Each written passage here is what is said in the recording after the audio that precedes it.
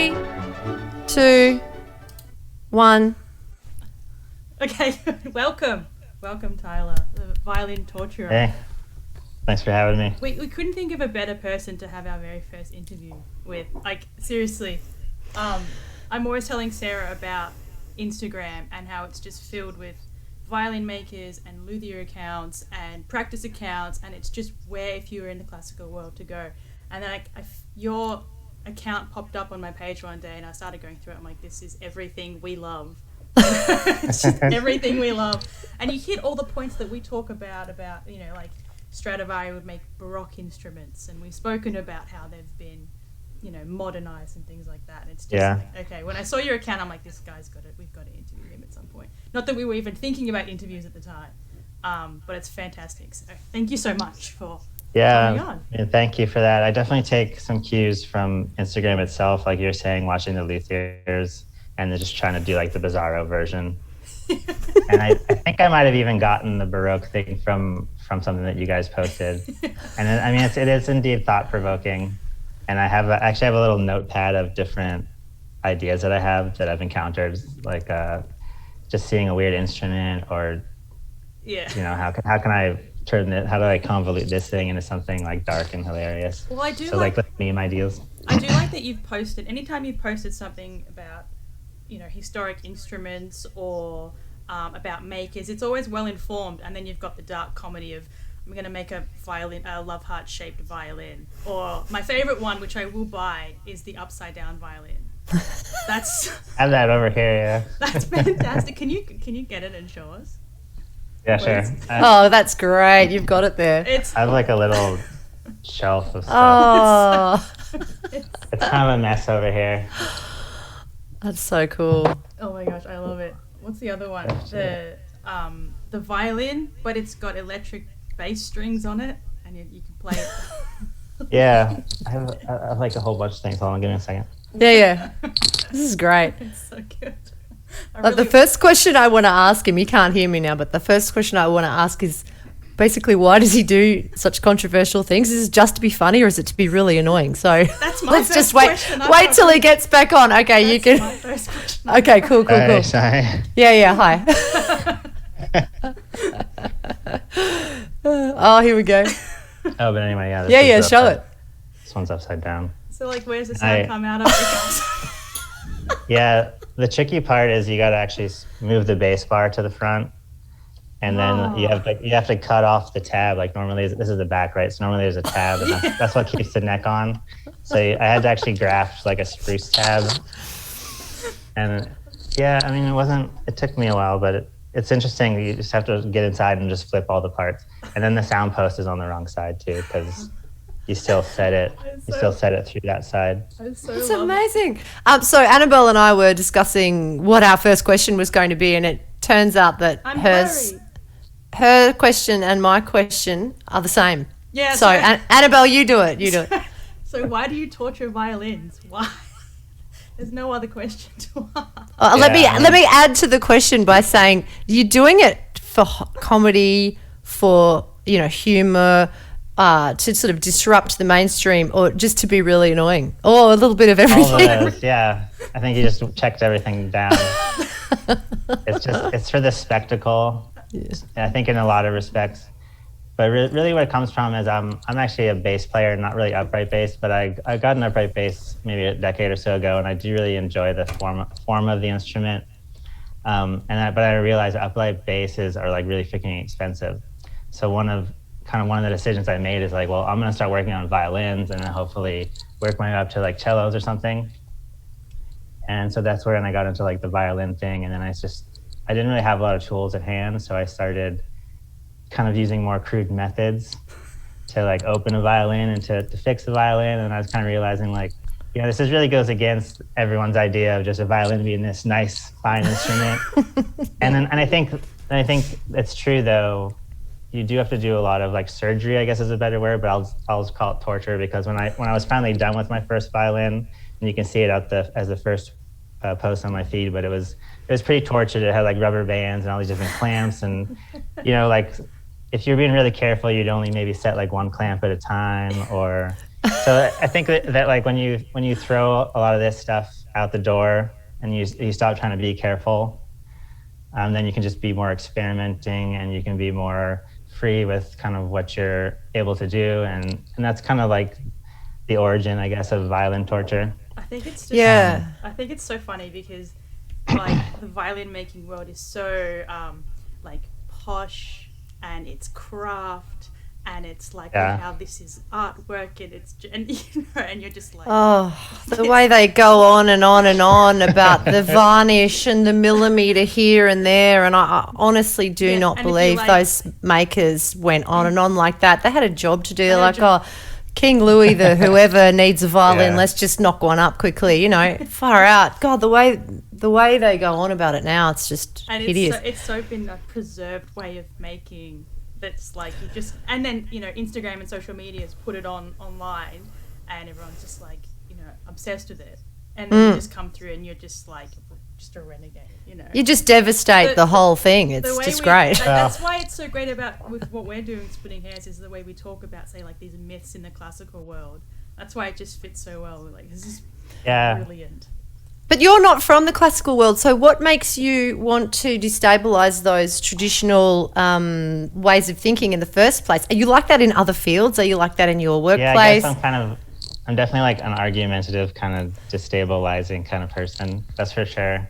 Actually, my original idea for an Instagram page, I'm a beekeeper, and my original page was going to be called Fuck Yeah Bees. and I was tired, like I'm on Facebook, and then I'm tired of being on these bee groups. And these people like don't really know anything about like what Roundup does to bees, or like they're all like organic, and they're all just like, I know so much about Mother Earth. And I just wanted to have, so those were kind of like the violin makers, I guess, in that scenario. And I wanted to have a page that was just going to be like this really gruesome look at like the life of a bee, and just using synthetic products and using like I'm like an engineer, so I'm really big in the science and like kind of the latest, right? So I'm obviously not going to look at like a historical instrument and want to do like what history told me to do. I want to like do something different. So yeah, the bee thing went from disrupting the bee world into like, I'm just going to fuck with the violinist instead. And it's just like, like I can't even play violin. And actually, like I said, I do enjoy the instrument. I do enjoy music. And so the other side of that is like, I want to be closer to the kind of the creators and closer to like the musical side of the world, because as like a player, I'm not really accomplished enough to really make a mark, but maybe I can like disrupt enough people, or piss enough people off where like they start noticing. And I don't know, like I got a couple of people who went and tortured their own instruments, and I think that I'm not trying to encourage that kind of behavior, but it's nice to, I think of myself sometimes as like too set for luthiers, like here's a way to encourage people to get into this like really, I never thought that a luthier existed that was like younger than 50, because you just don't like think about it, but obviously they do, right? But like you just think of this like really stuffy old man, and I want like less of that, but that's actually not really true. I know a lot of people who are really cool. Yeah, of course. My husband's an instrument maker, as you might know. He makes electric and semi-acoustic, and he's got a US patent on his electronics, actually. But he also makes traditional instruments. And once he was at a party to celebrate this old violin maker's birthday. And this old violin maker, I can't remember what his name was, but he used to only make instruments with Australian woods and this kind of thing. It was really anti-old stuff. And everyone had had a few drinks. And there was my husband, and there was this other guy who was another instrument maker, tats and piercings, and he was like an alcoholic and a gambler. And so he was there, my husband was there, and this guy whose birthday it was there. Anyway, this guy whose birthday it was, this instrument maker, he starts getting all these old instruments out of his cupboard and throwing them on the fire. The guy with the tats is like, no. So the guy who people would think, who cares, let them burn, he was running into the fire, pulling out the instruments and dusting off the embers, and my husband was just kind of sitting there going, yeah, man, bring back the 60s sort of thing. It was so fantastic. So in Australia, he just had this thing against old instruments. I mean, old instruments have basically stopped modern luthiers from doing what they want. So you can never compete with a dead instrument maker, sort of like the way composers now can't compete with Beethoven and Mozart and all those guys because they're dead, and they'll never be as good as ... Actually, and that's what Annabelle and I just want to get rid of. That was one of our topics when we sat down to write our topics. That was one of them from way back when. So we haven't covered that yet. But. Yeah, so I just love what you do because it's just so incredibly inflammatory, but it's completely harmless. Like when you think about it, you can make whatever you want, and that's the beauty about now. You can make whatever you want, say whatever you want, and it makes people think. I mean, that upside down violin, I didn't even know you'd done that one, but that's just like, it's so fantastic. And I just want people's brains to be just a little bit unhinged. Well, what you do is just great. I mean, prior to your page, there's like the Flying V violin and, a bright purple electric violin, and people thought that was out there. But that stuff's serious. They take themselves really serious, those people. Imagine when that first came out, you're like, what? A violin's meant to look like this? Yeah, I suppose so, yeah. So at some point that was it, but it's still functional or something. Your page comes along and it's just like... Well, there's definitely the electric violinists are definitely more of a guitarist, right? They've taken like the guitar bodies and they've done a lot of really crazy stuff. So I mean, there's definitely the innovations over there. One of my future projects, I think I want to actually make an acoustic Flying V violin or something. But it's just for fun, But I would say that violinists who are doing electric are obviously trying to push things. And not that like traditional luthiers aren't, but it is strange how being acoustic makes it so like rigid and like you can't do anything about that. But if it's electric, give it 7 strings and like a whammy bar. Like we don't give a fuck. But if it's like I don't understand that whole. Sarah? Have you seen? He made a really thin violin that's like. Yeah, I saw the thin violin. Yeah. It's like this. And I think you put up a video of someone playing it, and it's like. Or there's the really tiny violin with like a viola like fingerboard on it. You can play it. It's like.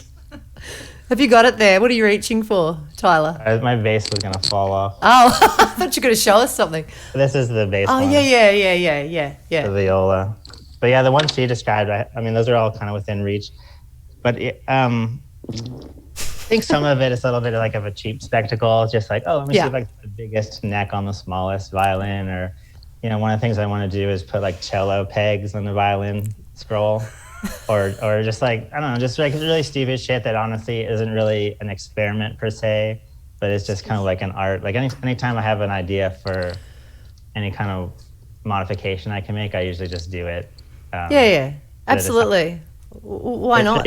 For nothing really, no real purpose though. Like some of them but the purpose of the accidental purpose has been that you've attracted attention from what you've done, and you're basically going viral now, which is so great because, as I said, it's harmless, but it just shakes the brain up a little bit. It makes people question, well, why is the violin that shape anyway? That's what early 2-set videos were about. It's like we're making fun of the fact that every teacher goes, my favorite video goes, relax. It needs to sound more relaxed. Oh, that's me. And seem more relaxed, and then at the end of it, they're on the floor. And it's just, that's really funny because it's true. And like all their early stuff was just poking fun at this industry that is polished and neat and up itself, on stage, and it's funny. So this is why this is even funnier as well. But so I guess they run out of material then. I wonder how long I can take this whole how many violins can I break before I just out of ideas. Yeah, what's going to happen? That's true because you'll get a lot of attention from all this crazy stuff that you do. And what if you run out? Then you've got to disappear in mystery. People won't remember that I did, and I just have to do it again. Yeah, true. Everyone's attention span's a bit short now. Are you actually a trained luthier or anything like that? Or? No, so I thought of this whole thing earlier this year or last year. So I've only been doing the luthier thing since the page started. I think that was about 7 or 8 months ago. I'm really ambitious in the things I take on, and I kind of I made this decision, and I went and I first few month or so, I did a lot of video watching on YouTube, and I bought the tools that I saw and did, just kind of got some violins, just got some stuff to work on. And then I started asking around to different luthiers to see if they would teach me, and I actually connected with Brandon Goodman at the Fiddle Merchantile, and that's down in downtown SF, and there was a few others that were going to work with me, but he was just the coolest one, and we did like weekly meetings. So in addition to kind of like my personal study, I spent the first like couple of months just regularly going to him and just getting like the real perspective. And definitely because I'm not really from the classical music world, it was really helpful to just get that perspective, because just to see like what he saw, and when he would look at a violin, he sees so much more than me, you know what I mean? And I know that I'm never going to get to that point. And I also know that I'll never have the artistry required to like carve it very well. So that's kind of how I got into CNC. But that's kind of why I don't really call myself a luthier, because I'm sure people have earned that title. I'm just kind of messing around. Still really fun.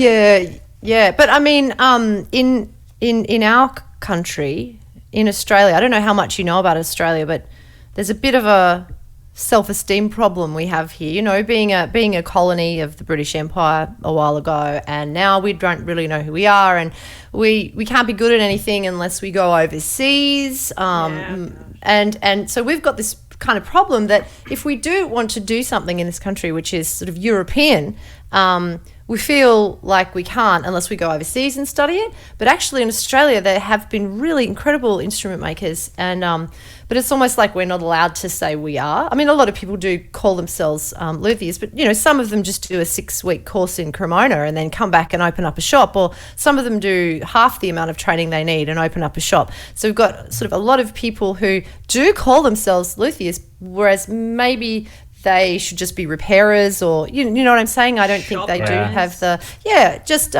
ye oldie worldy shop owners, But I mean, look, as I said before, people can do what they want, but it is very confusing now because we don't have any guilds or any body of people who approve it. There's no regulation in this industry here. There's a lot of criminality that goes on. There's a lot of secret commissions that are taken. So our world of luthiers, it's a little bit tainted, which is sad because it's such a beautiful old profession that should be valued and treasured, and the study of it should be really held up, But as you mentioned before, with CNC technology now, you can copy to within a micromillimeter. You can copy a 1690 Amati, and actually philosophically, what is the difference?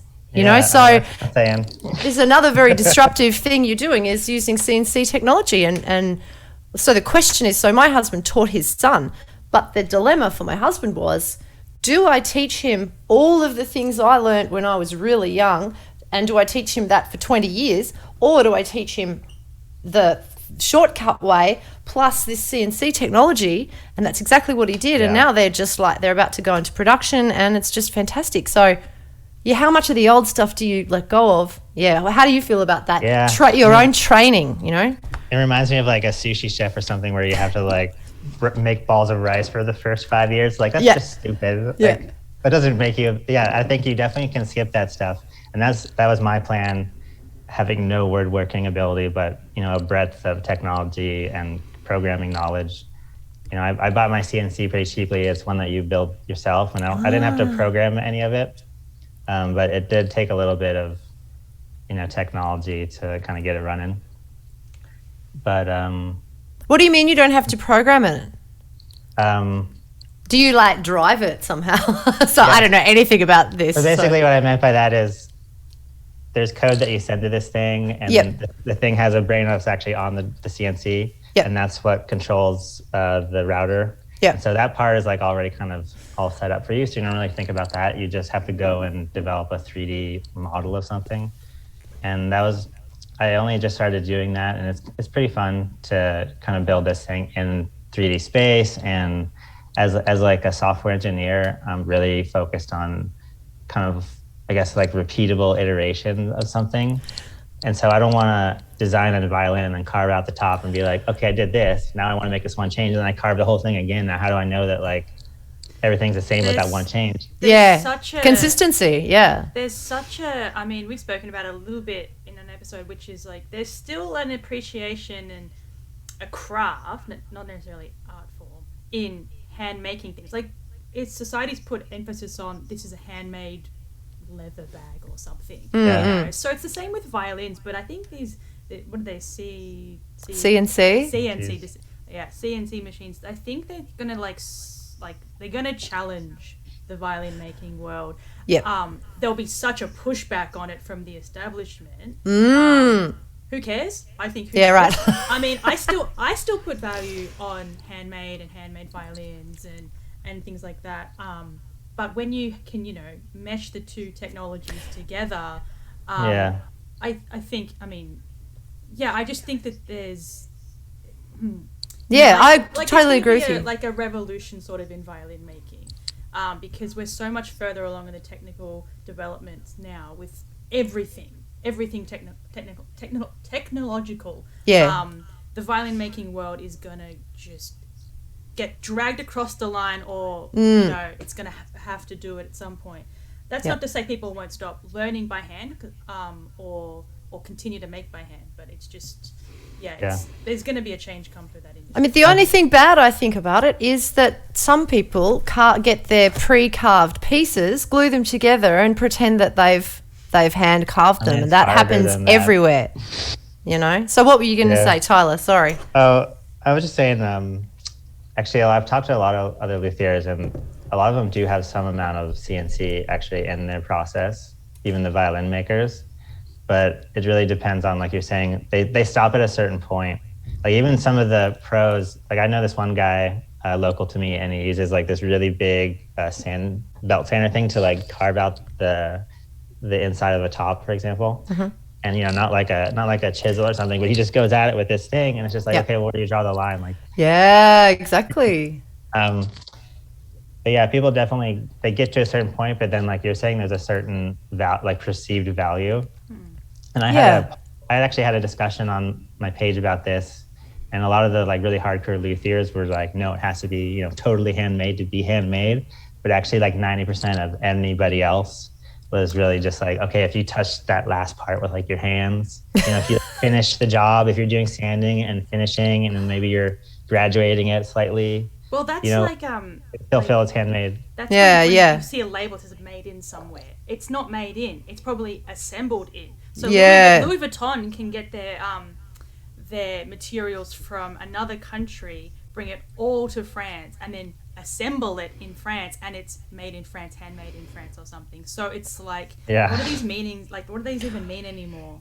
Oh, do you know what else? Some of those old fashion houses actually bring workers to Italy. So you'll get Chinese workers going to Italy and making the product there. So it's still made in Chinese culture, which is fine. Actually, nothing against any of that. There are political concerns around it, but these workers are incredibly skilled. Chinese workers are incredibly skilled. Yeah. So, but it's just that little loophole that they're trying to get through, so they don't have to pay properly and they can still make their enormous profits. So when you think, well, what's the motivation behind all of that? It's not nice. It's not good. We got to smash it all apart. It's so Come funny. on. Like there's investors that go out of their way to like take a Stradivari and they scan it and they look at the wood and they do all these things to try and like look at it and get more understanding it. They play a note into a special microphone and they analyze it, but then it's like, no, it must be handmade in Italy. And there's What you mean now? Like like violin making. We use all this technology to like look into Strad and stuff like that. But then we still go, well, why don't we use technology to make one this way? No, it still has to be that, and they'll never live up to Amadis and Strads and Guarnieri's. And another irony is like Stradivarius would have used the most modern tools at the time, absolutely. And he had assistants and apprentices. Yeah.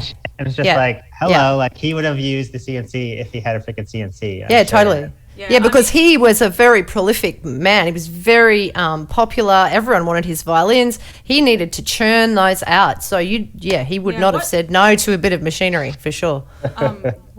What's Paul Davies's statement?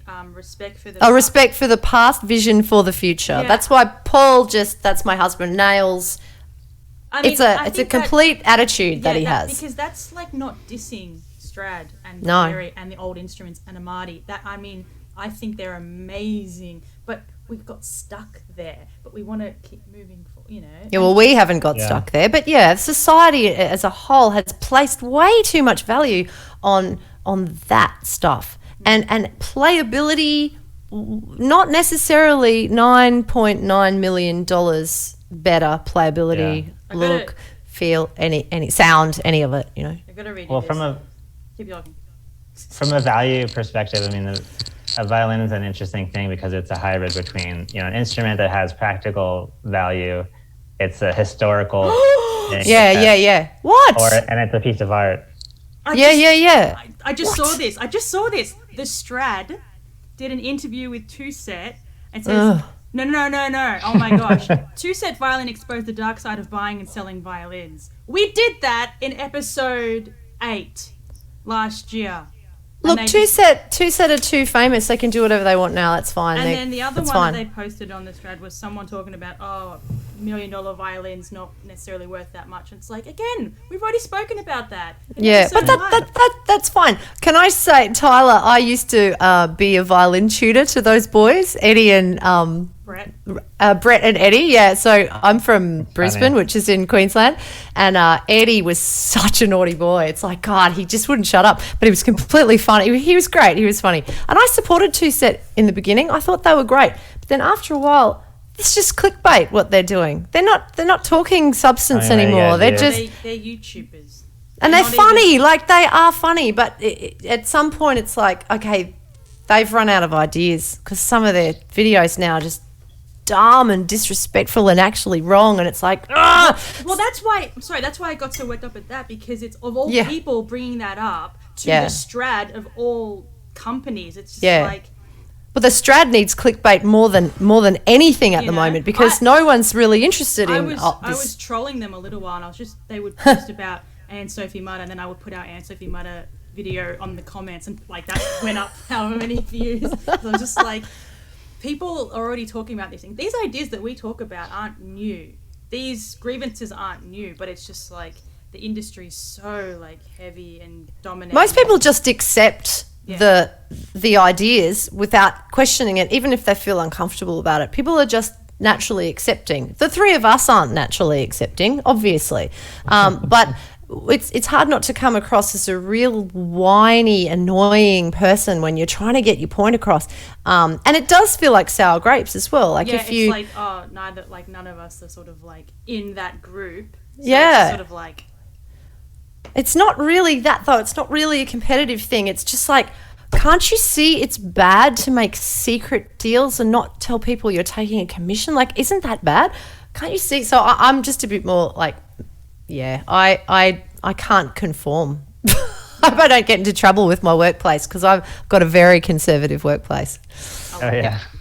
And then I came along as your student. It was just like, all my lesson time was just asking all these questions and then a little bit of Mozart. Like, it was just talking the whole time. So look, let's see what other questions. I think we've covered a lot, but let's ask an important question. Yeah. I sent Sarah a screenshot of something you posted, but how many people, luthiers or otherwise, have you really pissed off? And all the let's talk about who you've actually upset. Has anything like that happened? I'm sure it wasn't your intention, but I mean, I can't like name any names. No, don't name names, but just like, did they take it the wrong way, or was it actually they took it the right way? There was one story I posted about a guy that was really criticizing how I made a sound post setting video, and the sound post wasn't like perfectly straight and all this other stuff. And the irony was, like, at the end I was zooming out and there's this giant hole in the thing, and he didn't comment on that, and he didn't comment like that my page was just about violent torture and stuff. He was just saying, like, you're sending the wrong message, you know, showing a sound post sitting slightly askew. Like, that was like his biggest like grievance. And I was like, I don't know, that seems like pretty typical of like a luthier's issue. So he didn't get that your whole page was full of jokes and irony and strangeness. He didn't get that. He was focused on the one thing, and also he didn't like how the post was like hitting up against the F holes, and he's like, that's how, you know, messing up the F holes, that's how you devalue an instrument. And I'm sitting here, I literally have a hole that I've been filming this through. And he's like, you're devaluing that F hole. No, the best thing I saw was, besides the upside down violin, I was scrolling through your page yesterday or so, and I just forgot how you'd put the end pin in a violin and then it was a whistle. That's actually that's a thing that used to exist. As in, Oh, that's great. Like an A. Yeah, like an A. Yeah. Why did That's that a- stop? No, you know why that stopped? Because there would be 8-year-olds in youth orchestra playing. I'd Yeah, be one also of the them. humidity. Yeah. Oh, yeah, of course. Oh, God, I didn't even think about that stuff. Actually, another luthier I pissed off. He was trying to be helpful, and he was trying to tell me that I should start by building like a 1700s Guarneri model, such and such, before I could even attempt to do anything of my own. And I was just telling him, I was like, I can't really carve. I don't really have the time to like go through the steps. I'm just gonna make what I envision and see how that's gonna work. And it just really pissed him off that. And he's like, oh, well, you're just not serious, blah blah blah. And then I asked him like an unrelated question about something else, and he's just like, I don't have time for you. Like, you're obviously not serious. And he got really upset that I wouldn't kind of agree to build like a traditional model as my first violin. Yeah. And he didn't get what your motivation was. He didn't look at the whole picture. He was just Humor. really The industry disturbed. has no humor. Like, Yeah, I when Tuesday know. came along, it was like, what is this? Yeah. Oh, Sarah. that's my phone. Yeah, I wonder how many of my followers are actually violinists versus just people who just enjoy the spectacle of like murdering instruments. Do you know what sort of a proportion it is? I mean, it seems like I get a lot of people with violins in their avatar. Oh, I just changed mine to that. Now I feel like a douche. That's one of my biggest indicators is like, do you have a scroll somewhere like in your avatar? So what's next? What are you working on right now? What's the next lunatic assignment you've set yourself? So there's this contest from Cigar Box Nation, and they want you to build an instrument hybrid. And then he says that I can submit some of my old stuff, so I'm kind of like, I'm already in the running, I guess. Upside down violin. Excellent. Yeah. It's the challenge is a hybrid. A hybrid. Mm. So actually, I was going to take, and this is kind of a spoiler, I haven't told anybody yet, but I took the neck off a violin and off of a mandolin, and what I want to do is kind of offset the neck of the violin so it's like towards your fretting hand, and then I'm going to mount the mandolin neck the same way on the other side.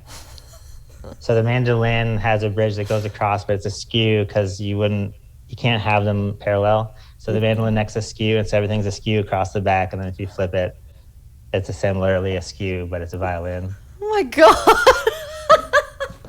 And it's tricky because there's a lot of blocking, and I have to add additional reinforcements because the mandolin has basically 2 bass bars on the front, and those are like reinforced. And it's really just going to be, if it doesn't come together and actually just work, then it might just implode. Because one of my hopes is that the tension of the mandolin on one side kind of like counteracts the tension of the violin, and then it just kind of like stays in one piece and doesn't rip itself apart. Oh my God. Are there any simulations you can run or just thinking about it? Yeah, I mean, I've done some stuff where I feel like I've really pushed what a violin is able to handle, and mostly the violin's going to break over a lot of time, but it can probably stay together for a year or so, right? Oh yeah, you don't might think of the eventually- longevity of these instruments. Yeah, like it'll probably stick around for the contest, but I don't know how long the mandolin neck's going to stay on there. But I'll do my best. And I did that bass. I already put it aside, but the bass, and those are really thick strings, but they're low tension because they're meant for a ukulele bass. But it's meant for a lot larger instrument. And I'm surprised that the neck is still on. It's been like 3 months, and so I've actually never ripped a neck off. So I'm ready to just get more and more. Like just step it up one more bit here, So we'll see where I get burned. are you taking commissions? Do you Sell this do you get stuff? paid for this stuff? Do you want to sell it? Do you Because you're buying all this equipment and the books. And Yeah, the it's true. It's expensive. How do you feel? How do you feel about selling it? So I sold a few violeles, and honestly, the biggest thing is I get kind of in my head about like, okay, is this good enough for someone else? Is this like perfect enough? So then I spend extra time on it to make it like perfect.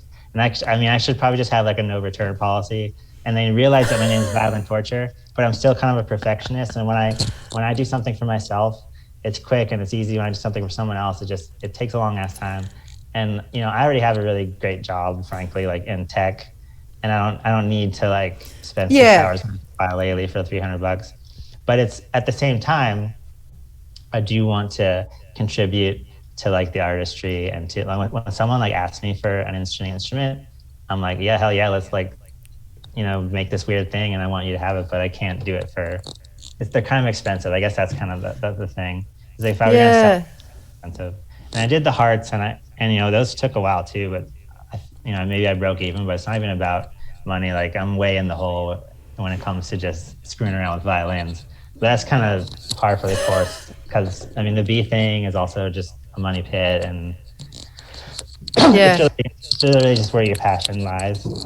Yeah. Great. Oh, that's fantastic. Oh, I think all of your motivations are just dead on. Good job. I think if I ever make like a nice instrument like the pochette that I made, I feel like maybe I could get comfortable making a particular instrument like a violin, like of my own design, and I'd be proud enough of that thing that I would want to make it and get it out there. I think that is when I would finally be interested. And that's kind of what the ukulele thing is. Have you seen my little pochettes? Annabelle, have you? I'm sure Annabelle sent it to me. Have you got one lying around? It'd take me a minute to go fetch it, but it's in the other room. Yeah, go on. Do you want to? Can we? Yeah, I could grab a thing. Yeah. That's just like one of my projects. Let's have a look at that. So good. This is great. God, he's hilarious. It's just so good. This is so fun. This is who we need on this show. People who are not trying to just be normal. No, that's not us. That's not what this is about. That's not him. That's why, it's hilarious. I like how he said he has a good job. He doesn't have to make money from this. It's like, I have a good job and I put it into composers and new music and playing interesting gigs, And I just really admire that he can use his money like that. Hello. Welcome back. So let's have a look. So there's this really old like pocket violin design from the 1600s or something, and it was a Baroque style where the neck was a certain length, and it was actually maybe more of like a 3/4 length as far as the string length is concerned. And so I wanted to modernize it, so I made this. And so that's the tailpiece. That's so cool. These little things here, and this is a normal neck that I do like a special dovetail joint to get it to join to the body that I create. So that's a spruce top, like a little heart. And I got these F-holes off of some image I saw online. But that's just kind of like a fun little violin thing that I made. And like these are the kind of things I might offer as a kit in different pieces. I do like if it's the traditional scroll on that thing as well. Well, it was just because I bought it, yeah. Oh, right.